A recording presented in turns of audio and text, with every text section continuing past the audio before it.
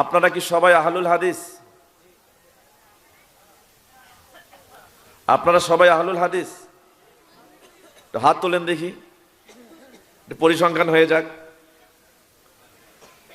একটু সহজ করে দেই, যারা কোরআন এবং সহিহ হাদিস মানে, সে যেই হোক না কেন সে আহলে হাদিস। তাহলে এখানে কোরআন আর সহিহ হাদিস মানা লোক আছেন? তাহলে আপনারা কে? এবার হাত তোলেন দেখি এবার। আলহামদুলিল্লাহ। সম্মানিত উপস্থিতি, আমার কথা আহলুল হাদিসদের বিপরীতে যেতে পারে, হানাফিদের বিপরীতে যেতে পারে, শাফিদের বিপরীতে যেতে পারে, মালিকিদের বিপরীতে যেতে পারে, হাম্বলীদের বিপরীতে যেতে পারে। যার ইচ্ছা যে যেভাবে নেয় নিতে পারে, আমার করার কিছুই নাই। কারণ কোরআন এবং হাদিস অথেন্টিক। 1450 বছর থেকে যেভাবে কথাগুলো প্রমাণিত চলে আসছে, এর বাইরে একটা কথাও বলবো না। ইমাম আহমদ ইবনে হাম্বল রাহিমাহুল্লাহ 164 হিজরিতে জন্মগ্রহণ করেছেন, 241 হিজরিতে ইন্তেকাল করেছেন। তিনি একটা কথা বলেছেন আজ থেকে 1250 বছর আগেকার পুরনো কথা। কোথায় পাবেন? খতিব আল বাগদাদি রাহিমাহুল্লাহ শরাফু আসহাবুল হাদিসের 95 নম্বর আসার, এখানে উল্লেখ করেছেন। তিনি বলছেন, আহলুল হাদিস আফজালু মান তাকাল্লামা ফিল ইলম। জ্ঞানের কথা যারা বলে, ইলিমের কথা যারা বলে, কোরআন এবং হাদিসের কথা যারা বলে, সব থেকে জ্ঞানের উত্তম কথা যারা মানুষের কাছে বলে, এরা আহলে হাদিস। খুশি হন নাই? সব থেকে উত্তম জ্ঞানের কথা যারা বলে, এরা হলো আহলে হাদিস। তাই তিনি বলছেন যে লাইসা কওমুন ইনদি খায়রা মিন আহলিল হাদিস। আমার কাছে কোনো জনগোষ্ঠী উত্তম নয়, আমার কাছে কোনো জনগোষ্ঠী ভালো নয়, আমার কাছে কোনো জনগোষ্ঠী গ্রহণযোগ্য নয়, আমার কাছে কোনো জনগোষ্ঠী ভালোবাসার নয়, আমার কাছে কোনো জনগোষ্ঠী উত্তম নয় যারা আহলে হাদিসের চাইতে উত্তম হতে পারে। কেন? লাইসা ইয়ারিফুনা ইল্লাল হাদিসা। আরে এদের কাণ্ড হলো, এরা হাদিস ছাড়া কিছুই বোঝে না, কোরআন ছাড়া কিছুই বোঝে না। এদের কাজেই হলো যা বলবে কোরআন হাদিস থেকেই বলবে। এই কথার আলোকে মিজানুল কুবরা মূল কিতাব প্রথম খণ্ড 30 নম্বর পৃষ্ঠা আব্দুল ওয়াহাব আশ-শারানি রাহিমাহুল্লাহ তিনি বলেছেন, ইমাম আবু হানিফা রাহিমাহুল্লাহ 80 হিজরিতে জন্মগ্রহণ করেছেন, 150 হিজরিতে ইন্তেকাল করেছেন। আজ থেকে প্রায় 1300 বছর আগে তিনি বলেছেন, ইজা সহল হাদিসু ফাহুয়া মাজহাবি। যদি হাদিস সহি হয়, সহি হাদিস পাও, তাহলে জেনে রেখো এটাই ইমাম আবু হানিফার মাযহাব। তাহলে যে সহি হাদিস মানে সে হানাফি মাযহাব মানে, হানাফি মাযহাব মানেই সহি হাদিস মানে। কেমন? আমাদেরকে একটু বিচার বিশ্লেষণ করতে হবে। চিন্তা করেন, একটা কিতাব রয়েছে আত-তাকলিদ ওয়া হুকমুহু ফি যুইল কিতাবি ওয়াস সুন্নাহ, 20 নম্বর পৃষ্ঠা। ওসিউল্লাহ ইবনু মুহাম্মদ আব্বাস রাহিমাহুল্লাহ তিনি ইমাম আবু হানিফা রাহিমাহুল্লাহ একটা কওল কোড করেছেন। ইমাম আবু হানিফা রাহিমাহুল্লাহ ওখানে বলেছেন, কি বলেছেন দেখেন। তিনি বলছেন, হারামুন আলা মান লাম ইয়ারিফ দালিলি আন ইয়াফতিয়া বি কালামি। ওই ব্যক্তির জন্য হারাম, ওই ব্যক্তির জন্য হারাম, ওই ব্যক্তির জন্য হারাম যে ব্যক্তি ততক্ষণ পর্যন্ত জানবে না আমি ইমাম আবু হানিফা রাহিমাহুল্লাহ আমার কথা কোথা থেকে বলেছি, কোরআন থেকে বলেছি, হাদিস থেকে বলেছি, না অন্য কোনো কিতাব থেকে বলেছি, না নিজের মন গড়া বলেছি। যতক্ষণ পর্যন্ত কোনো ব্যক্তি জানবে না আমি ইমাম আবু হানিফা কথা কোথা থেকে নিয়ে বললাম, ততক্ষণ পর্যন্ত আমি ইমাম আবু হানিফার কথা গ্রহণ করা, বলা তার জন্য হালাল নয়, হারাম। তাহলে বোঝা গেল, এ কথা থেকে ইমাম আবু হানিফা রাহিমাহুল্লাহ বুঝাতে চাচ্ছেন, আমার কাছ থেকে শুনলেই সেটাই সহি এটা মনে করো না, বরং আমি কোথা থেকে বলছি এটা আগে অনুসন্ধান করো। তাহলে আমার কথা আর ইমাম আবু হানিফার কথা এক না আলাদা? কথা বলেন, এক না আলাদা? আমার মনে হয় আপনারা গোসা হয়েছেন, রাগ হয়েছেন, ভাল লাগতেছে না। বোঝেন একটু ভালো করে। সারা পৃথিবীতে একজন ইমামকে নিয়েই কথা, আমি তার কথার দলিল দিচ্ছি, ভালো করে বোঝার চেষ্টা করেন। হাসিয়া বাহারুর রায়েক 6 নম্বর খণ্ডের 293 নম্বর পৃষ্ঠা, সিফাতুস সালাতেন নবী 42 নম্বর পৃষ্ঠা। এখানে ইমাম আবু হানিফা রাহিমাহুল্লাহর একটি কথা এসেছে, দেখেন তিনি বলছেন, লা ইয়াহিল্লু লিআহাদিন আন ইয়াখুজা বিকাউলিনা মা লাম ইয়ালাম মিন আইনা খাজনাহু। ওই ব্যক্তির জন্য হালাল নয়, ওই ব্যক্তির জন্য হালাল নয়, ওই ব্যক্তির জন্য হালাল নয়, ওই ব্যক্তি আমার কথা গ্রহণ করবে তার জন্য হালাল নয় যতক্ষণ পর্যন্ত ওই ব্যক্তি জানবে না আমি কথা কোথা থেকে নিয়ে তাদের কাছে বললাম। যতক্ষণ এটা জানবে না ততক্ষণ পর্যন্ত আমার কথা গ্রহণ করা তাদের জন্য হালাল নয়। ইকাজুল হিমামে উলিল আবসার 50 নম্বর পৃষ্ঠা, শায়েখ ফুলাল্লানি রাহিমাহুল্লাহ তিনি এখানে ইমাম আবু হানিফার একটা কথা কোট করেছেন। তিনি বলছেন, ইমাম আবু হানিফা রাহিমাহুল্লাহ বলেন, ইজা কুলতু কওলান ইউখালিফু কিতাবাল্লাহ ওয়া খাবরার রাসূল ফাতরুকু কওলি। ইমাম আবু হানিফা বলেছেন যে যখন তুমি দেখবে আমার কথা কোরআনের বিপরীতে চলে গেছে, হাদিসের বিপরীতে চলে গেছে, তখন আমার কথা নিয়ে দেয়ালে ছুঁড়ে ফেলে দাও। তাহলে এর থেকে বোঝা যায় ইমাম আবু হানিফা রাহিমাহুল্লাহ কোরআন হাদিস ছাড়া কোনো কথা বলেন নাই। যা বলেছেন কোরআন হাদিসের বিপরীত তা তিনি গ্রহণ করতে বলেন নাই। কথা ভালো করে বোঝেন। তার একজন ছাত্র ছিল আবু ইউসুফ রাহিমাহুল্লাহ, তার নাম ছিল ইয়াকুব। আবু হানিফা রাহিমাহুল্লাহ যা বলতেন তিনি তাই লিখতো, যা বলতেন তাই লিখতো। তো একদিন আবু ইউসুফকে ইয়াকুবকে ডাক দিয়ে ইমাম আবু হানিফা রাহিমাহুল্লাহ বলছেন, কোথায় পাবেন? আত-তাকলিদ ওয়া হুকমুহু ফি যুইল কিতাবি ওয়াস সুন্নাহ 20 নম্বর পৃষ্ঠা, সিফাতুস সালাতিন নবী 42 নম্বর পৃষ্ঠা।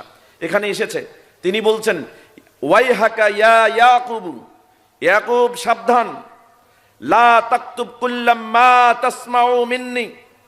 ও ইয়াকুব শোনো, তুমি আমার থেকে যা শুনো তাই লিখো না, আমি যা বলি তাই লিখবে এমনটা করো না। তাহলে কি করতে হবে? তিনি বলছেন, তুমি যা শুনো তাই লিখো না কেন?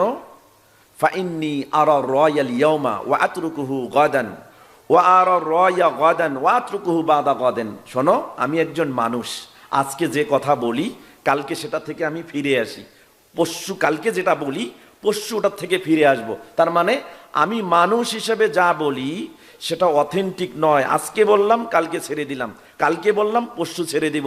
তবে শুনে রেখো, আমি যা বলি তা যেখান থেকে বলি সেইটা অনুসন্ধান করো, তালাশ করো। তার মানে আমার কথা শুনলেই লিখতে হবে, এটাকে দলিল মনে করো না।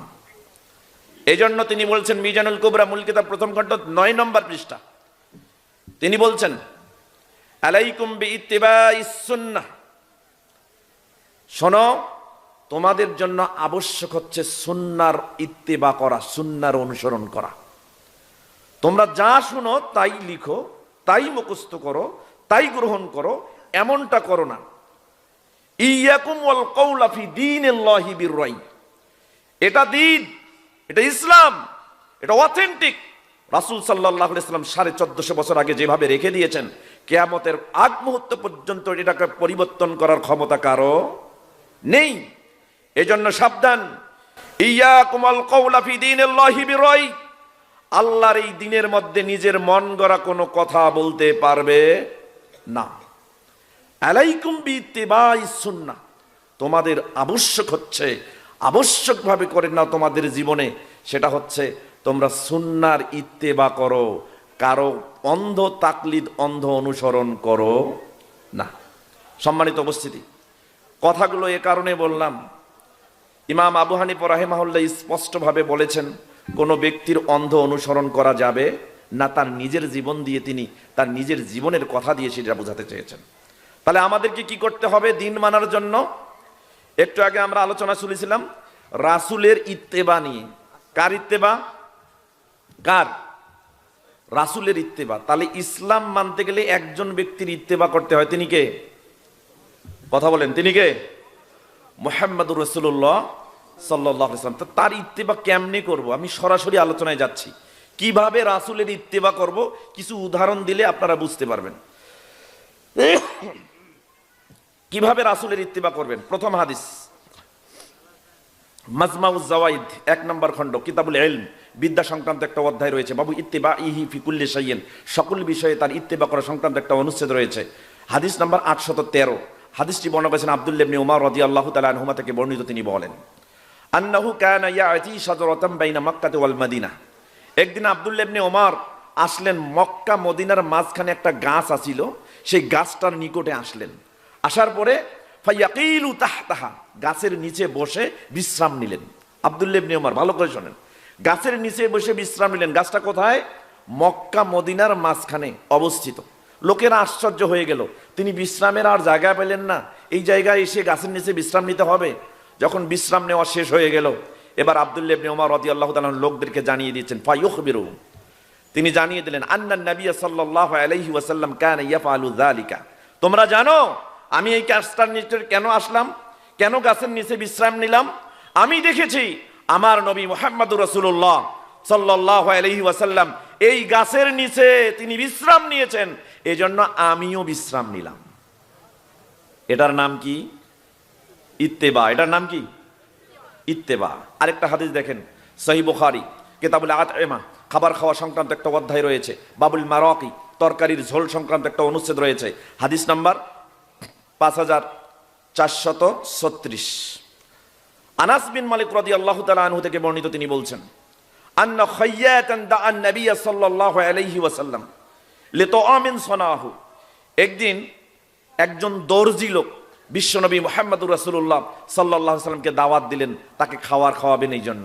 তিনি খাবার প্রস্তুত করলেন, আল্লাহ নবীকে দাওয়াত দিলেন।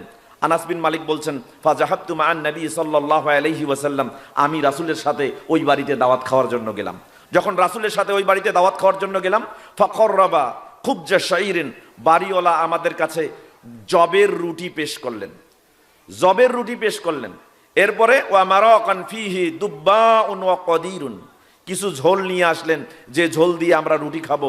সেই রুটির মধ্যে, ঝোলের মধ্যে ছিল কিছু লাউ, কদু আর কিছু শুকনা গোস্ত। এই ঝোল দিলেন আর রুটি দিলেন, আমরা খাবো। আমি দেখলাম, ফারাআইতুন নবী সাল্লাল্লাহু আলাইহি ওয়াসাল্লাম ইয়াতাতাব্বাউ দুব্বা মিন হাওয়ালাইল কাসআতি, আমি দেখলাম আমার নবী তিনি বাটি থেকে লাউয়ের অংশগুলো নিচ্ছেন আর খাচ্ছেন, নিচ্ছেন আর খাচ্ছেন, নিচ্ছেন আর খাচ্ছেন। যখন আমি দেখলাম আল্লাহ নবী লাউ পছন্দ করেছেন, ফালাম আজহাল উহিব্বুদ দুব্বা বাদা ইয়াউমাইজিন, সেই দিন থেকে আমি আমার জীবনে লাউ বা কদুকে পছন্দনীয় করে নিলাম। চিন্তা করেন, তাহলে আল্লাহ নবী লাউ খেয়েছেন, সাহাবা লাউ খেয়েছেন, এর নাম ইত্তেবা। বোঝেন ভালো করে। আরেকটা হাদিস, সহিহ বুখারী কিতাবুল লিবাস, পোশাক পরিচ্ছদ সংক্রান্ত একটা অধ্যায় রয়েছে। বাবু খাতামিল মিনাল ফিদ্দা, রৌপের আংটি সংক্রান্ত একটা অনুচ্ছেদ রয়েছে। হাদিস নাম্বার 5866। আব্দুল্লাহ ইবনে উমর রাদিয়াল্লাহু তাআলা আনহু থেকে বর্ণিত, তিনি বলেন, আদনান নবী সাল্লাল্লাহু আলাইহি ওয়াসাল্লাম ইত্তাখাযা খাতামান মিনাজ যাহাবি বিল ফিদ্দা, একদিন আল্লাহর নবী একটা আংটি নিলেন, যেটা হতে পারে স্বর্ণের আংটি।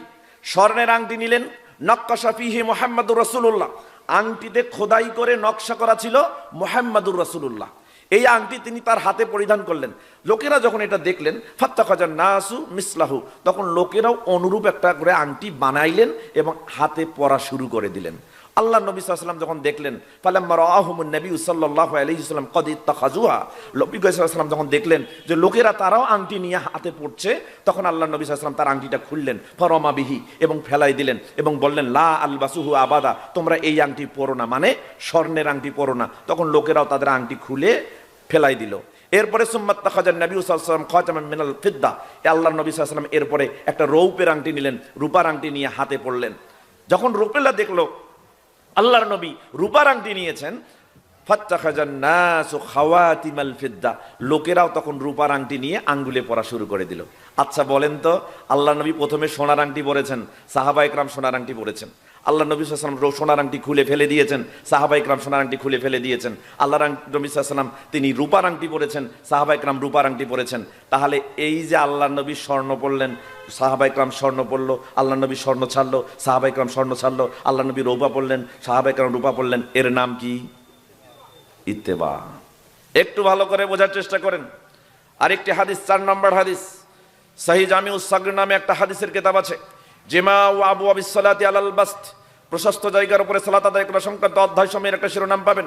411 নম্বর অনুচ্ছেদের 1017 নম্বর হাদিস, আবু সাঈদ আল খুদরি রাদিয়াল্লাহু তাআলা আনহু থেকে বর্ণিত, তিনি বলেন রাসূল সাল্লাল্লাহু আলাইহি ওয়াসাল্লাম একদিন সালাত আদায় করতেছিলেন। আন্নান নবী সাল্লাল্লাহু আলাইহি ওয়াসাল্লাম কানা ইউসাল্লি, আল্লাহর নবী সালাত আদায় করতেছিলেন।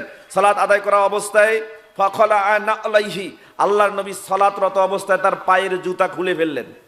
যখন আল্লাহর নবী পায়ের জুতা খুলে ফেললেন, পেছন থেকে সাহাবায়ে কেরাম লক্ষ্য করলেন আল্লাহর নবী জুতা খুলেছেন।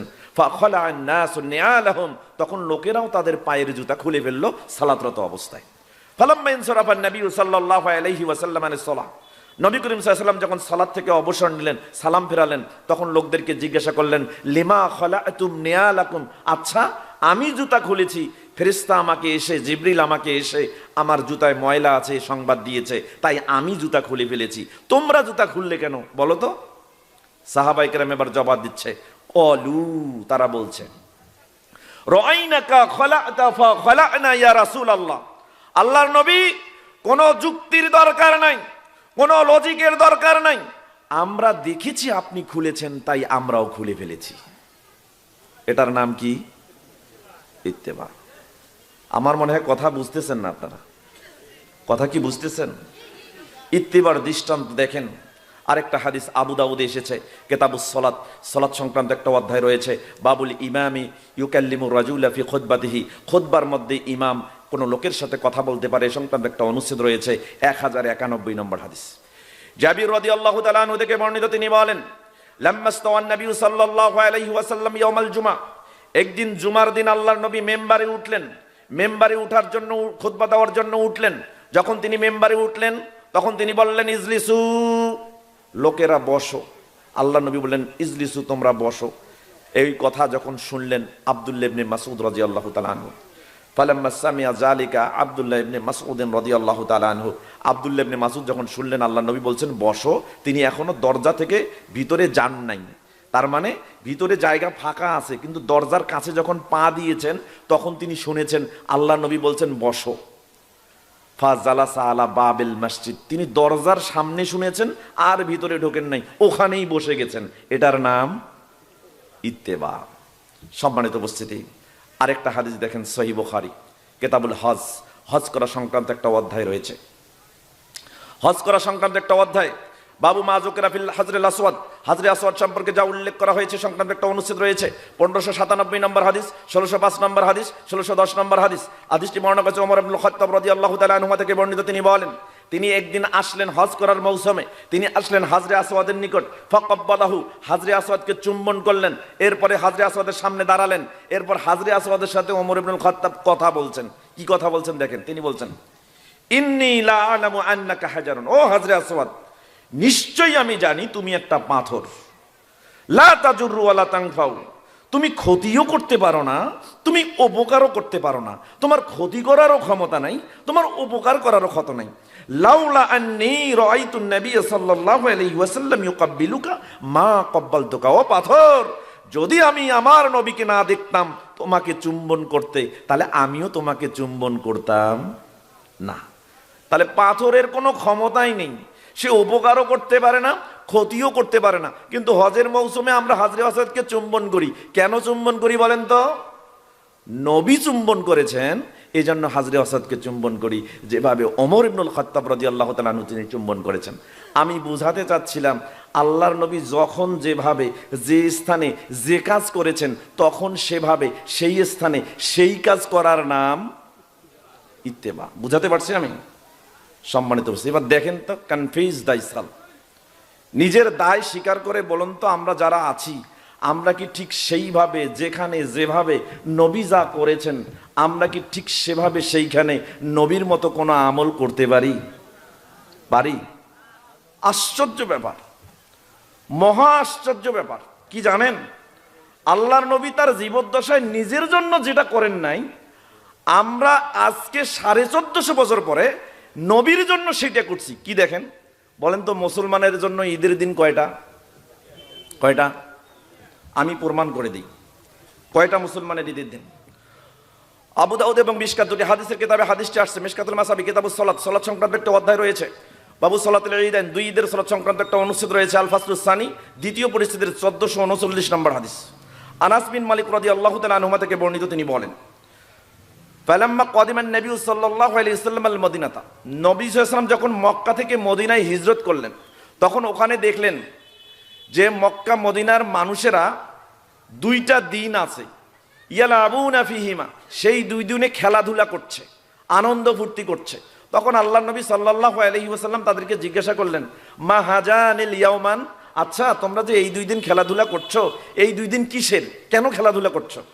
তখন তারা বলল, কুন্না নালাবু ফিহিমা ফিল জাহিলিয়া, জাহিলিয়ার যুগে আমরা এই দুই দিনে খেলাধুলা করতাম, এখনো আমরা এই দুই দিনে খেলাধুলা করছি।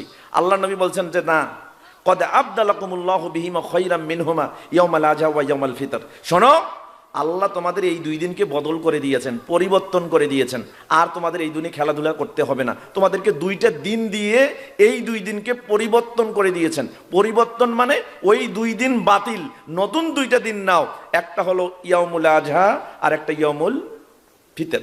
তাহলে দিন কয়টায় পাইলাম? ঈদের দিন কয়টা? দুইটা। এবার আরেকটা হাদিস দেখেন, মুয়াত্তায়ে মালিকে হাদিসটা আসছে মিশকাতুল মাসাবি কিতাবুস সালাত, সালাত সংক্রান্ত একটা অধ্যায় রয়েছে, বাবু তানজিফ ওয়া তাবকির, অর্থাৎ দ্রুত এবং সকাল সকাল মসজিদে গমন করা পবিত্র হয়ে, এ সংক্রান্ত একটা অনুচ্ছেদ রয়েছে আল ফাসলুস সালিস, তৃতীয় পরিচ্ছেদের 1398 নম্বর হাদিস। উবাইদ বিন সাব্বাক রহিমাহুল্লাহ থেকে বর্ণিত, হাদিসটি মুরসাল সনদে হাদিসটি শাওয়াহিদ থাকায় হাদিসটি সহিহ। তিনি বলছেন, আল্লাহ নবী সাল্লাল্লাহু আলাইহি ওয়াসাল্লাম ক্বালা নবী সাল্লাল্লাহু আলাইহি ওয়াসাল্লাম ফি জুমআতিন মিনাল জুমআ, জুমার দিনের কোনো একদিন জুমায় আল্লাহ নবী বলছেন, জুমার দিনকে দেখিয়ে বলছেন, শোনো ইয়া মাশারাল মুসলিমিন, হে মুসলমানগণ, ইন্না হাজা ইয়াউমুন, এই জুমার দিন একটা দিন, জাআলাহুল্লাহু লানা ঈদান, এই দিনকে আল্লাহ আমাদের জন্য ঈদ বানাই দিয়েছেন। তাহলে দিন এবার কয়টা হইল? কয়টা? একটা ইয়ামুল ফিতর, একটা ইয়ামুল আযহা, আর একটা কিয়ামত পর্যন্ত এই 3 দিনের বাইরে আর কোনো ঈদের দিন নাই। কিন্তু আজকে আমি আসার সময় দেখলাম গত কয়েক মাস আগে একটা সাইনবোর্ড লাগানো, সেখানে লেখা আছে যে সাইয়্যিদুল আইয়াদ, ঈদের দিনগুলার সব থেকে সেরা ঈদ চলে গেছে 12ই রবিউল আউয়ালে, যে দিনে আল্লাহর নবী জন্মগ্রহণ করেছেন। অথচ আল্লাহর নবী তার জীবদ্দশায় 12ই রবিউল আউয়াল যে ঈদের দিন তিনি জানতই না, তিনি পালনও করেন নাই। কি আশ্চর্য! একটু দেখেন, আমরা একটু হিসাব করি, পরিসংখ্যানে যাই, মূল ইসলাম কি বলে, মূল অথেন্টিক ইসলাম কি বলে।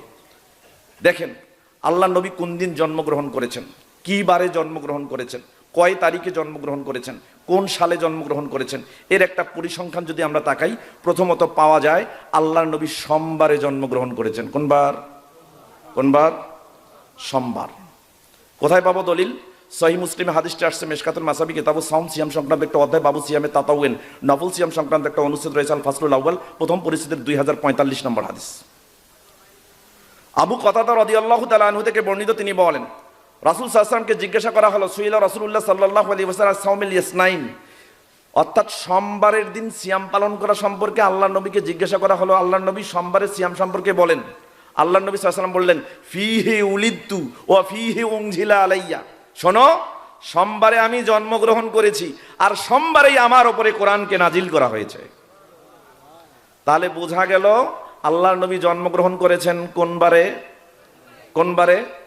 সোমবারে। এবার আরেকটা হাদিস দেখেন, সহিহ বুখারী কিতাবুল জানাইজ, জানাজার সালাত সংক্রান্ত একটা অধ্যায় রয়েছে, বাবু মাউতি সাওমিল ইসনাইন, বাবু মাউতি ইয়াউমিল ইসনাইন, সোমবারে মৃত্যুবরণ করা সংক্রান্ত একটা অনুচ্ছেদ রয়েছে, সহিহ বুখারীর 1387 নম্বর হাদিস।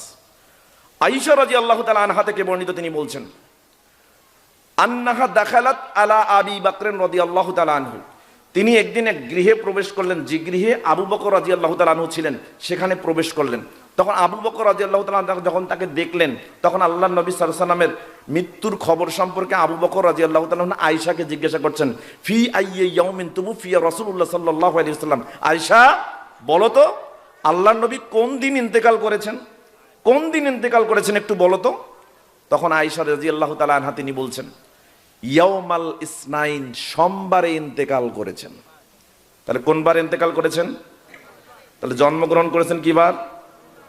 সোমবারে জন্ম, সোমবারে মৃত্যু। কত সালে জন্মগ্রহণ করেছেন এর সঠিক কোনো তথ্য পাওয়া যায় না, তবে তুলনামূলক একটু সহি, কাছাকাছি সহি একটা বর্ণনা পাওয়া যায়, যেটা সিরাতে ইবনে হিশাম মূল কিতাব প্রথম খণ্ডের 184 নম্বর পৃষ্ঠায় এখানে এসেছে, কয়েস ইবনে মাখরামা তিনি বর্ণনা করছেন, আনা উলিদতু আনা ওয়া রাসূলুল্লাহ সাল্লাল্লাহু আলাইহি ওয়াসাল্লাম ইয়াউমাল আমাল ফিল, অর্থাৎ তিনি বলছেন উলিদতু আনা ওয়া রাসূলুল্লাহ সাল্লাল্লাহু আলাইহি ওয়াসাল্লাম আমাল ফিল, অর্থাৎ যে বছর হস্তি বছর, সেই হস্তি বছরে আমি এবং নবী মুহাম্মদ আমরা দুজনেই জন্মগ্রহণ করেছি। তার মানে তিনি বুঝাতে চাচ্ছেন আল্লাহ নবী আমুল ফিল ওই বছরে জন্মগ্রহণ করেছে, যেটা হচ্ছে 577 কিংবা 71 খ্রিস্টাব্দ, অর্থাৎ ইংরেজি সাল অনুযায়ী 571, এইটাকে বলা হয় আমুল ফিল। অর্থাৎ এই বছরে আল্লাহ নবী জন্মগ্রহণ করেছেন মর্মে একটা বর্ণনা পাওয়া যায়। কথা বললে তো কথা বলা যাবে না, একটু স্থির হন। সম্মানিত উপস্থিতি, আমার কথা কি বুঝতে পারতেছেন? তাহলে আল্লাহ নবী জন্মগ্রহণ করেছেন কোন বছর? হস্তির বছর। কোন বছর?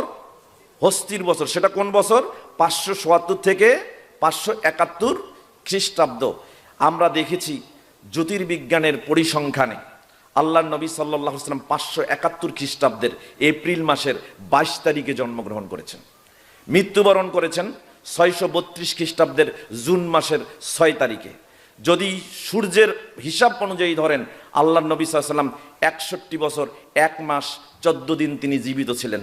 চন্দ্র বছর অনুযায়ী ধরেন তাহলে 63 বছর 4 দিন তিনি জীবিত ছিলেন। দিন যদি হিসাব করেন 22,330 ঘন্টা, 22,330 দিন 6 ঘন্টা আল্লাহ নবী জীবিত ছিলেন। আমি আশ্চর্য হয়ে যাই, 22,330 দিন আল্লাহর নবী দুনিয়ার বুকে জীবিত ছিলেন, একদিনও তার নিজের জন্মদিন পালন করেন। কোন মায়ের বেটা যদি জেনে থাকেন, চ্যালেঞ্জ করছি, আল্লাহর নবী সাল্লাল্লাহু আলাইহি সাল্লাম 22,330 দিন জন্মগ্রহণ করার পর তিনি বেঁচে ছিলেন, কোন মায়ের বেটা যদি প্রমাণ করতে পারেন এই 22,330 দিন 6 ঘন্টায় তিনি তার জন্মদিন পালন করেছেন, তাহলে আমার মাথা অবনত হয়ে যাবে। আমি তার কথাকেই গ্রহণ করব দলিলের ভিত্তিতে ইনশাআল্লাহ। কিন্তু আমি জানি আমি জীবিত থাকা অবস্থায় নয়, কিয়ামতের আগ মুহূর্ত পর্যন্ত কেউ প্রমাণ করতে পারবে। আরো বলছি, আল্লাহর নবী ইন্তেকাল করলেন, ইন্তেকাল করার পর আবু বকর রাদিয়াল্লাহু তাআলা 2 বছর খেলাফত চালিয়েছেন, তিনি ইন্তেকাল করলেন। ওমর রাদিয়াল্লাহু তাআলা 10 বছর খেলাফত চালিয়েছেন, তিনি ইন্তেকাল করলেন। ওসমান রাদিয়াল্লাহু তাআলা আনহু 13 বছর খেলাফত চালিয়েছেন, তিনি ইন্তেকাল করলেন। আলী রাদিয়াল্লাহু তাআলা আনহু 4 বছর খেলাফত চালিয়েছেন, তিনি ইন্তেকাল করলেন। হাসান রাদিয়াল্লাহু তাআলা আনহু 6 মাস খেলাফত চালিয়েছেন, তিনি ইন্তেকাল করেছেন। মুয়াবিয়া রাদিয়াল্লাহু তাআলা আনহু 19 বছর খেলাফত চালিয়েছেন। 48 বছর 6 মাস আল্লাহর নবীর কোনো জন্মদিন পালন করা হয় নাই। কি আশ্চর্য ব্যাপার! এরপরে 593 বছর গেছে, আল্লাহ নবীর ইন্তেকালের 593 বছর, মতান্তরে 604 বছর গেছে, কোথাও আল্লাহর নবীর জন্মদিবস পালন করা হয় নাই। অথচ আপনি রাসূলের ইত্তেবা করবেন, রাসূলকেই নিয়ে এই ভুলের মধ্যে পড়ে আছেন, তো রাসূলের ইত্তেবা করবেন কেমনে? অবাক কাণ্ড, চিন্তা করেন। এবার আসেন, রাসূল তার জীবদ্দশায় বলেছেন, একটু ভালো করে বোঝেন, রাসূল তার জীবদ্দশায় বলেছেন। সহিহ বুখারীতে হাদিস আসছে, মিশকাতুল মাসাবি কিতাবুস সালাত, সালাত সংক্রান্ত একটা অধ্যায় রয়েছে। বাবু তাখিরিল আযান, বিলম্বে আযান দেওয়া সংক্রান্ত একটা অনুচ্ছেদ রয়েছে। 683 নম্বর হাদিস, মালিক ইবনুল হুয়াইরিস রাদিয়াল্লাহু তাআলা আনহু থেকে বর্ণিত। তিনি বলেন, রাসূল সাল্লাল্লাহু আলাইহি ওয়াসাল্লাম বলেছেন, সল্লু কামা রাআইতুমুনি উসাল্লি। আল্লাহর নবী বলেছেন, তোমরা সেভাবে সালাত আদায় করো যেভাবে আমি নবীকে সালাত আদায় করতে দেখো। তাহলে সালাত কার মতো হবে? কার মতো হবে? সালাত কার মতো হবে? হুজুরের মতো, পীর সাহেবের মতো, বড় হুজুরের মতো, মসজিদের ইমামের মতো, ঈদগাহ মাঠের ইমামের মতো? তো কার মতো হবে? বইয়েছে ওখানে বের করো। সালাত হবে কার মতো? এখন ওরা বলে সালাত যে নবীর মতো পড়বেন, তো নবীকে কি সালাত আদায় করতে দেখেছেন? বলে কি না? নবীকে সালাত আদায় করতে দেখেছেন? না, দেখি নাই। আপনি দেখেছেন, সেও দেখে নাই। তাহলে দলিল গ্রহণ করব কেমনে? আসেন শেখাই। বন্ধু আসেন, শেখেন কিভাবে দলিল নিতে হয়। 1450 বছরের ইতিহাসে দলিল বিকৃত হয় নাই। দলিল কিভাবে নিতে হবে আপনাকে শেখাই। সহিহ মুসলিম খোলেন, কিতাবুল আশরাবা, পান করা সংক্রান্ত একটা অধ্যায় পাবেন। এই অধ্যায়ের বাবু ফজিলাতুল খল্লি ওয়া তাআদ্দুমে বিহি, খল্লুন তথা শিরকার ফজিলত এবং তা দিয়ে তরকারি বানানো সংক্রান্ত একটা অনুচ্ছেদ পাবেন। ফুয়াদ আব্দুল বাকি তাখরিজকৃত হাদিস নাম্বার 2052, এইখানে হাদিসটা পাবেন। সম্মানিত উপস্থিতি, একটু ভালো করে বোঝার চেষ্টা করুন। জাবির ইবনে আব্দুল্লাহ রাদিয়াল্লাহু তাআলা আনহু থেকে বর্ণিত, তিনি বলছেন, একদিন আল্লাহর নবী সাল্লাল্লাহু আলাইহি ওয়াসাল্লাম তার হাত ধরলেন। ফা আখাযা বিয়াদি, তিনি আমার হাত ধরলেন। ইলা মানজিলিহি, আল্লাহর নবী আমার হাত ধরে তার বাড়ির দিকে টেনে নিয়ে যাচ্ছেন। আমি আল্লাহর নবীর পিছনে পিছনে তার বাড়ি পর্যন্ত গেলাম। যখন আমি তার বাড়ির কাছে গেলাম, তখন আল্লাহর নবী সাল্লাল্লাহু আলাইহি ওয়াসাল্লামের কাছে এক টুকরা রুটি দেওয়া হলো পরিবার থেকে। তারা বলছেন, ফিলকম মিন খুবজিন, এক টুকরা রুটি আল্লাহর নবীকে দিলেন খাওয়ার জন্য। তখন আল্লাহর নবী রুটি নেওয়ার পরে বললেন, মা মেন উদুমেন, তোমরা যে আমাকে রুটি দিলে, তো রুটির সাথে খাওয়ার জন্য কোনো তরকারি আছে? তখন ঘর থেকে বলা হলো, লা, কোনো তরকারি নেই। ইল্লা মিন শাইইন, ইল্লা শাইয়ুম মিন খল্লিন, তবে তরকারি নাই, কিছু খল্লুন আছে। খল্লুন মানে সিরকা, মিষ্টি জাতীয় কিছু খাবার আছে। এটার আরবি নাম হলো খল্লুন, বাংলায় বলা হয় সিরকা। এই সিরকার একটু জিনিস আছে, যেই সিরকা দিয়ে রুটিটা খাওয়া যেতে পারে। তখন ঘর থেকে বলা হলো, আমাদের কাছে কিছু সিরকা আছে। যখন আল্লাহ নবীর সামনে সিরকাটা দেওয়া হলো, তিনি বললেন, ইন্নাল খল্লা নি'মাল উদুম, আরে এই খল্লুন, এই সিরকা, এটা কতই না উত্তম খাবার, কতই না উত্তম খাবার। বলেন তো আল্লাহ নবীর সাথে কে ছিল? জাবির ইবনে আব্দুল্লাহ। কে ছিল? জাবির ইবনে আব্দুল্লাহ, যার হাত টাইনি ধরে আল্লাহ নবী ঘরে গেছেন। জাবির ইবনে আব্দুল্লাহ এটা শুনলেন, আল্লাহ নবী প্রশংসা করে বলছেন, ইন্নাল খল্লা নি'মাল উদুম, আরে খল্লুন কতই না উত্তম খাবার। জাবির ইবনে আব্দুল্লাহ এটা শুনলেন, শোনার পর যখন বের হয়ে আসলেন, তিনি বের হয়ে এসে বললেন, ফামা জিলতু হিব্বুল খল্লা মুংজু সামিতুহাল নবী সাল্লাল্লাহু আলাইহি ওয়াসাল্লাম, আমি আমার জীবনে এই খল্লুন, এই সিরকাকে পছন্দ নই করে নিলাম যখন আমি শুনেছি আল্লাহ নবী খল্লুনের প্রশংসা করেছে। তিনি এই কথা বললেন আরেকজন সাহাবীর কাছে, তার নাম হলো তলহা রাদিয়াল্লাহু তাআলা আনহু। তলহা রাদিয়াল্লাহু তাআলা আনহু যখন শুনলেন জাবির ইবনে আব্দুল্লাহ এই কথা বলছেন, তখন এবার তলহা বলছে, তলহা ওখান থেকে বের হলেন, তলহা এবার বলছে, ফামা জিলতু হিব্বুল খল্লা মুংজু সামিতুহা মিন জাবির ইবনে আব্দুল্লাহ, যখন জাবির ইবনে আব্দুল্লাহর কাছে আমি শুনলাম যে আল্লাহ নবী খল্লুনের প্রশংসা করেছেন, তখন থেকে খল্লুনটাকে আমার জীবনে প্রিয় করে নিলাম। এখানে হাদিসটা বোঝেন, আল্লাহ নবীর কাছে প্রথম কে শুনেছে? জাবির ইবনে আব্দুল্লাহ। যখন আল্লাহ নবীর কাছে শুনেছে, তখন তিনি তখন থেকে এটাকে প্রিয় করে নিয়েছেন। এবার জাবির ইবনে আব্দুল্লাহর কাছে কে শুনেছে? তলহা রাদিয়াল্লাহু তাআলা আনহু। তলহা রাদিয়াল্লাহু তাআলা আনহু যখন শুনেছেন, তখন থেকে তিনি জিজ্ঞাসাও করেন নাই আল্লাহ নবীর কাছে গিয়ে শুনি আল্লাহ নবী সত্যি সত্যি বলেছেন কিনা। যখন সত্যভাবে শোনা প্রমাণিত হয়েছে, তখন আর তিনি আল্লাহ নবীর কাছে শোনাটাকে প্রয়োজনবোধ মনে করেন নাই। তিনি তখন বললেন, আমি জাবির ইবনে আব্দুল্লাহ থেকে যখন শুনলাম, তখন থেকে আমি এটাকে প্রিয় করে নিলাম। এবার তলহা রাদিয়াল্লাহু তাআলা আনহু বর্ণনা করছেন একজন ব্যক্তির সামনে, তার নাম হলো নাফি রাহিমাহুল্লাহ। এবার নাফি রাহিমাহুল্লাহ তিনি বলছেন, যখন তিনি শুনলেন, জাবির ইবনে আব্দুল্লাহ কাছে শোনেন নাই, শুনছেন তলহার কাছে, তিনি এবার বলছেন, ফামা জিলতু হিব্বুল খল্লা মুংজু সামিতুহা মিন তলহা ইবনে উবাইদুল্লাহ, যখন তলহা ইবনে উবাইদুল্লাহর কাছে আমি শুনেছি আল্লাহর নবী এটাকে পছন্দ করেছেন, তখন থেকে আমি আমার জীবনে এই খল্লুনকে পছন্দনীয় করে নিয়েছিলাম। সম্মানিত উপস্থিতি, এই হাদিস থেকে আপনাদেরকে বোঝাতে চাচ্ছি, আল্লাহর নবীর সালাত দেখেছেন সাহাবায়ে কেরাম, সাহাবায়ে কেরামের সালাত দেখেছেন তবিন এজাম, তবিনের সালাত দেখেছেন তাবে তাবি সালাত দেখেছেন সালাবদের পরের অংশ, তারপরে সালাত দেখেছেন তারপরের অংশ, তারপরে সালাত দেখেছেন তারপরের অংশ। এভাবে 1400 বছরে শতাব্দীর পর শতাব্দী একজনের পর একজনে আল্লাহর নবীর সালাত আদায় করে সহিহ সনদে সঠিকভাবে হাদিসের মূলনীতিতে যারা বর্ণনা করেছেন, অতএব 1450 বছর পরে কেন, কিয়ামতের আগ মুহূর্ত পর্যন্ত সহিহ সনদ থাকা অবস্থায় এটা প্রমাণ করার দরকার নাই যে আমি নিজ চোখে রাসূলের সালাত দেখেছি কিনা। কথা কি বুঝতেছেন? সম্মানিত উপস্থিতি, বোঝাতে চাচ্ছিলাম সালাত আদায় করতে হবে ঠিক সেভাবে যেভাবে নবী সালাত আদায় করেছেন। এখন দেখেন, আমরা নবীর সালাত দেখি না, দেখি বইয়ের সালাত। এই বইয়ের সালাত মানে আপনি কিভাবে নামাজ পড়বেন।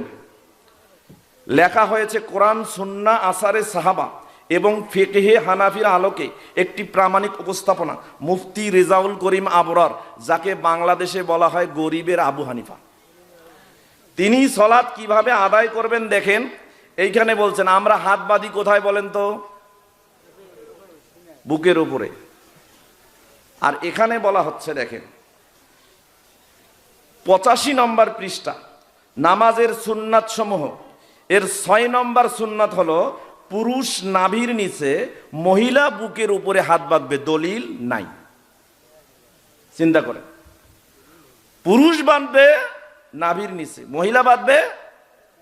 তা আমাদের বুকের উপরেরটা চলে না, তোমার মহিলাদের বুকের উপরেরটা চলে কেমনে? দলিল দাও। বুঝাইতে পারিনি মনে হয়।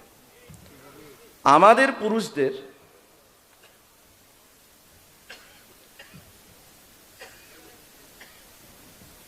কথা বলতে চান?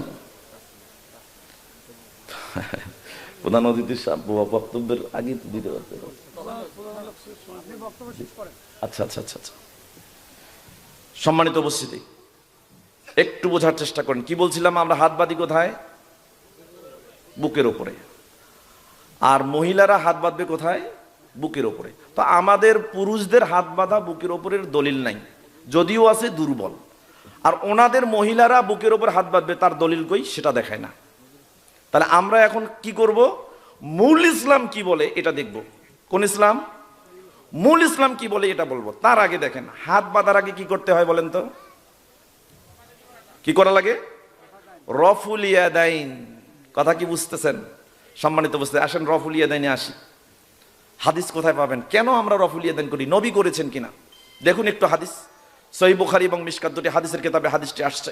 মিশকাতুল মাসাবি কিতাবুস সালাত, সালাত সংক্রান্ত একটা অধ্যায় রয়েছে। বাবু সিফাতে সালাত, সালাতের নিয়মকানুন সংক্রান্ত একটা অনুচ্ছেদ রয়েছে। আল ফাসলুল আউয়াল, প্রথম পরিচ্ছেদের 793 নম্বর হাদিস। আমার এই দলিলগুলো আপনারা নোট করে নিতে পারেন অথবা রেকর্ড করে নিতে পারেন। কোনো মায়ের বেটা যদি থাকে, আমার বাড়ি বেশি দূরে নয়, আমার বাড়ি হারাগাছ পৌরসভার লোক আমি, আপনাদের এইখানে পাশাপাশি আমার বাসা। কিয়ামত পর্যন্ত নয়, আমার হায়াত পর্যন্ত চ্যালেঞ্জ, আমি যে দলিলগুলো বলছি সবগুলো অথেন্টিক সোর্স থেকে বলছি। কোনো দলিল আমি গড়িমসি করে মিথ্যা উপস্থাপন করতে কখনো রাজি নই। কেন বলছি? জিজ্ঞাসা হয়তো করবেন যে আপনার এই আলোচনাগুলো করার প্রয়োজন কি? আপনাদের চাহিদা আছে এবং আপনারা প্রশ্নবিদ্ধ হন, আপনাদের আমলকে প্রশ্নবিদ্ধ করা হয় এবং বড় বড় মুফতি আসে। আমি কিছুদিন আগে শুনলাম 22 হাজারি নামে একজন আসছিল, কাশেম্যা নামে শফি কাশিমি একজন আসছিল। এরকম অনেক কাশিমি আছে যারা আসে, আমরা কখনোই তাদেরকে কোনো দিন তাদের সলাত নিয়ে, তাদের আমল নিয়ে কোনো প্রশ্ন তুলি নাই। কিন্তু কিছুদিন আগে হারাগাছ হাই স্কুলের মাঠে একজন বিরাট বড় ডক্টর সাহেব আসছিল, এসে আমাদেরকে কাফের বানায় দিয়ে ছাড়াই দিয়েছে। তা আপনারা ডেমোক্রাইজড হচ্ছিলেন, এই জন্য আমিও বলতে চাচ্ছি, আপনারা যা করছেন কোরআন হাদিসের অথেন্টিক সোর্স থেকে সম্পূর্ণ সহিহ, এতে কোনো জয়ীব বা দুর্বলতা নেই। অতএব ডেমোরালাইজড হওয়ার কিছু নেই।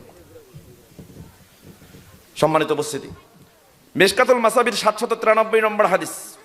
হাদিসটি আব্দুল্লাহ ইবনে ওমর রাদিয়াল্লাহু তাআলা আনহুমা থেকে বর্ণিত। তিনি বলেন, আন্নান নবী সাল্লাল্লাহু আলাইহি ওয়াসাল্লাম কানা ইয়ারফাউ ইয়াদাইহি হাজওয়া মানকিবাইহি ইজা ইফতাতাহা সালাতা ওয়া ইজা কাব্বারা লিরুকু ওয়া ইজা রাফা রাসাহু মিনার রুকু রাফাহুমা কাযালিক ওয়া ক্বালা সামিআল্লাহু লিমান হামিদা ওয়া কানা লা ইয়ারফাউ ফিস সুজুদ। ভালো করে বুঝেন কোন কোন সময় আল্লাহর নবী রফুল ইয়াদাইন করছেন। এই হাদিসটাই তার প্রমাণ। কোথায় পাবেন? সহিহ বুখারীতে হাদিসটা আসছে, মিশকাতুল মাসাবির 793 নম্বর হাদিস। আল্লাহর নবী সাল্লাল্লাহু আলাইহি ওয়াসাল্লামের সালাত সম্পর্কে আব্দুল্লাহ ইবনে ওমর রাদিয়াল্লাহু তাআলা আনহু তিনি বলছেন, আল্লাহর নবী সাল্লাল্লাহু আলাইহি ওয়াসাল্লাম যখন সালাত আদায় করতেন তখন তার কাঁধ বরাবর 2 হাতকে উত্তোলন করতেন। যখন তিনি তাকবীর দিতেন রুকু করার জন্য তখনও তিনি রফুল ইয়াদাইন করতেন। যখন রুকু থেকে মাথা উঠাতেন তখনও তিনি রফুল ইয়াদাইন করতেন এবং বলতেন সামিআল্লাহু লিমান হামিদা ওয়া কানা লা ইয়ারফাউ ফিস সুজুদ। কিন্তু সিজদায় যখন যেতেন তখন আল্লাহর নবী হাত উত্তোলন করতেন না। এবার হাদিসটা একটু বিশ্লেষণ করি। সহিহ বুখারীতে এই হাদিস আসছে 5 জায়গায়। সহিহ বুখারীর 735 থেকে 739 নম্বর হাদিস। সহিহ মুসলিমে এই হাদিসটা আসছে 5 জায়গায়, 390 থেকে 395 নম্বর হাদিস। আবু দাউদে আসছে 16 জায়গায় 16টা হাদিস। তিরমিজিতে আসছে একটা হাদিস, 255 নম্বর হাদিস। ইবনু মাজায় আসছে 11টা হাদিস এবং নাসাইতে আসছে 13টা হাদিস। বুখারী, মুসলিম, আবু দাউদ, নাসাই, তিরমিজি, ইবনু মাজা, এই 6টাকে বলা হয় কুতুবে সিত্তা, তারা বলে সেহা সাত্তা।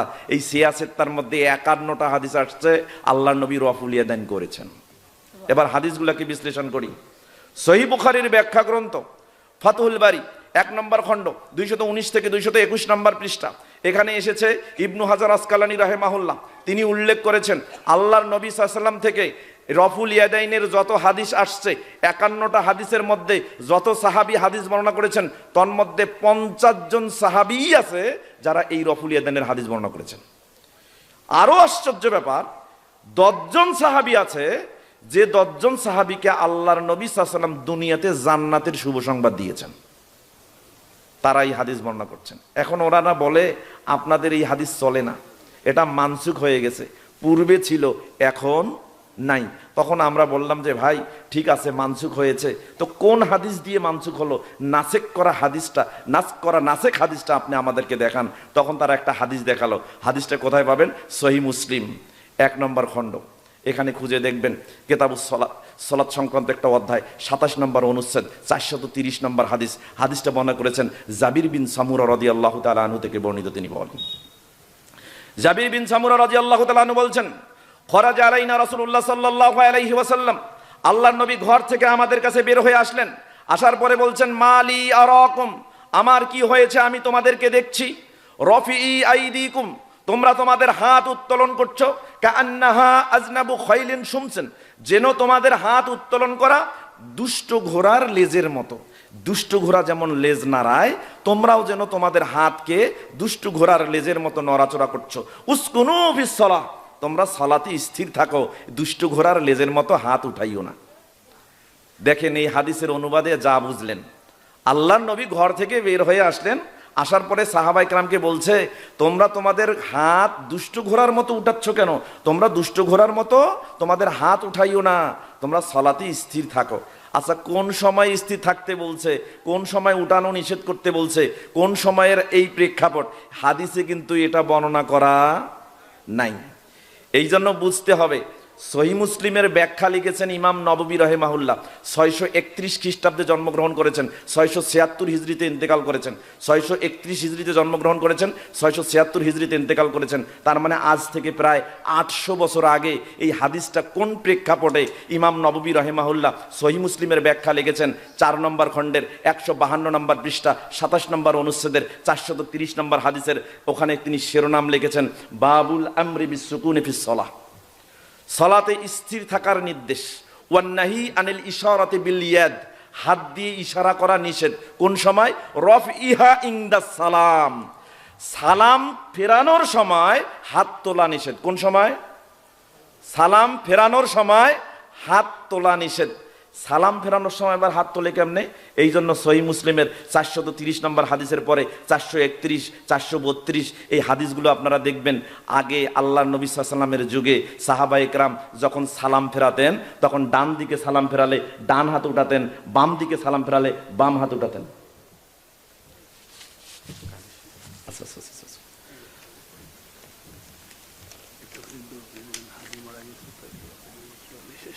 আচ্ছা আচ্ছা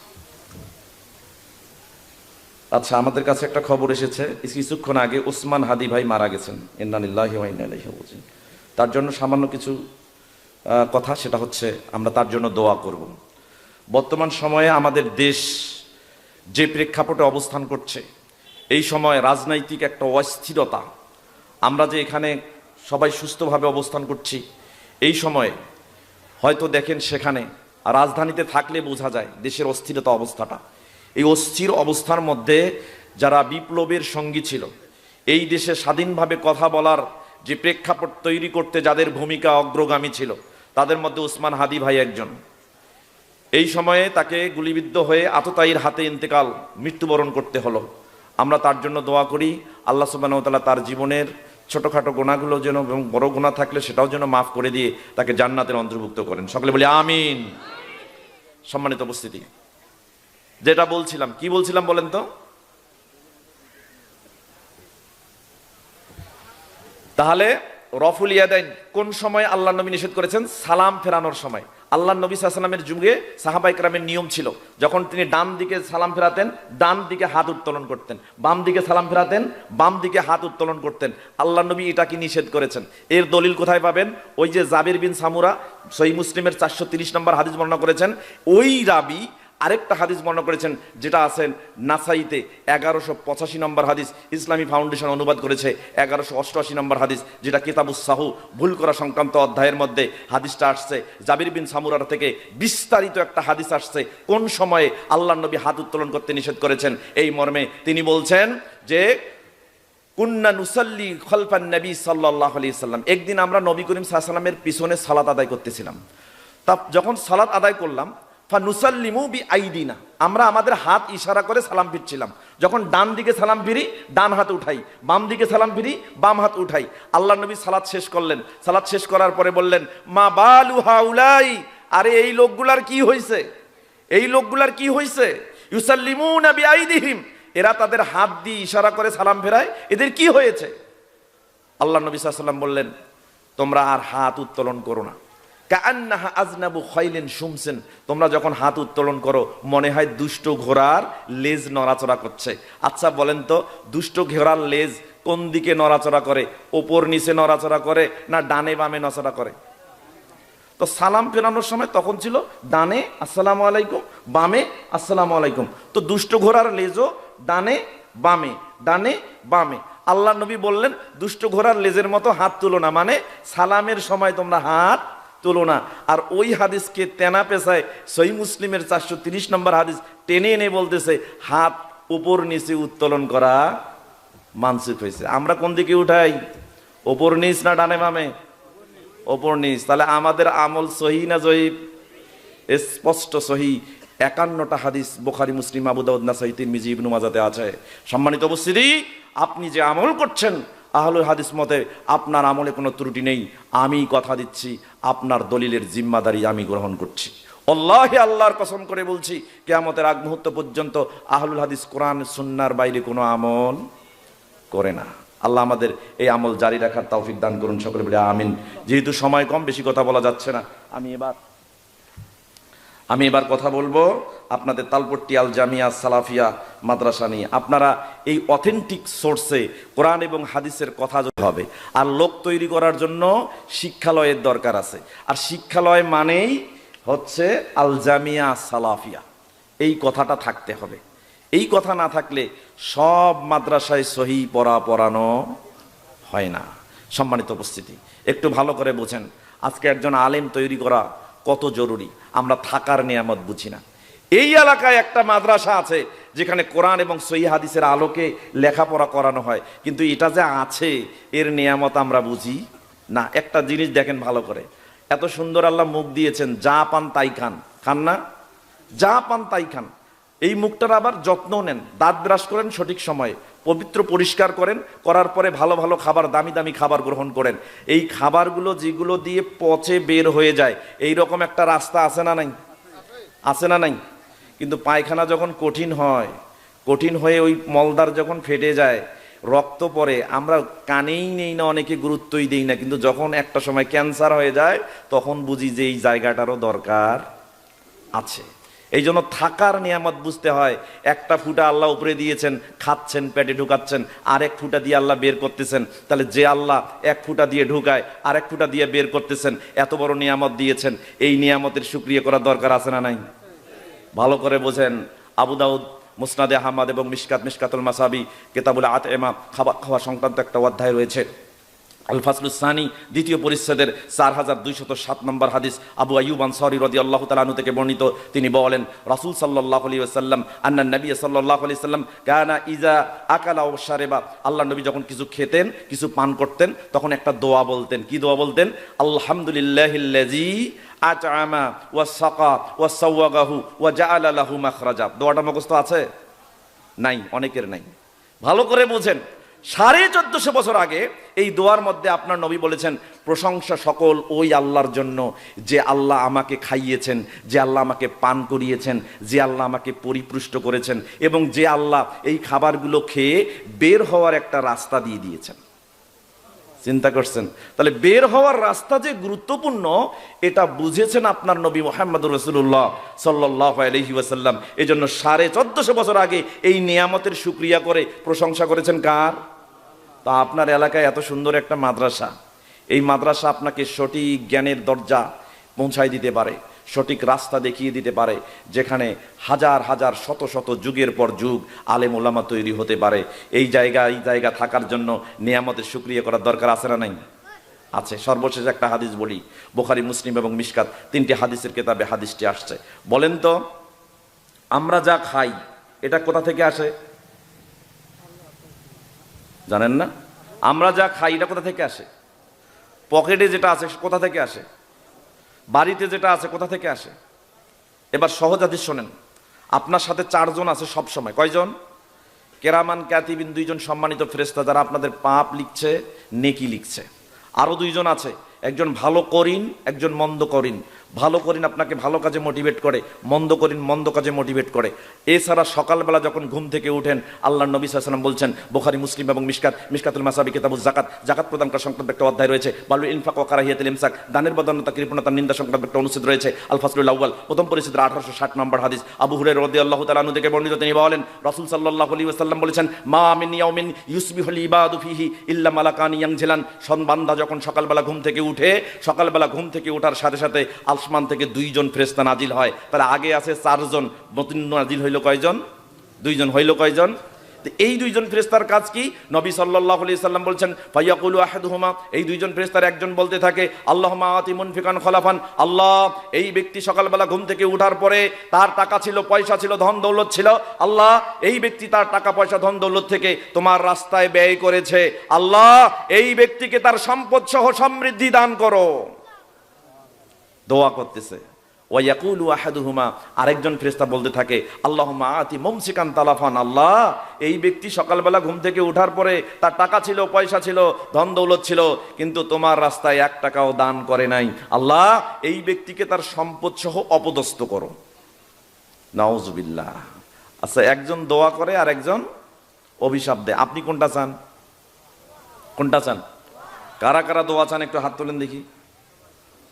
না, ওই যে মাঝখানে, হ্যাঁ দেখছেন, আমি দেখছি হাত ওঠায় নাই, দেখি ওই যে চাচা হাত ওঠে নাই, উঠান।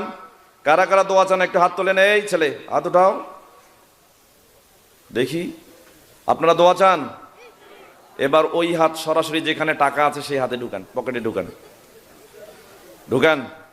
বাড়ি যাওয়ার জন্য যেটা লাগে ওইটা রাখিয়া বাকি যা আছে কোথায় দিবেন?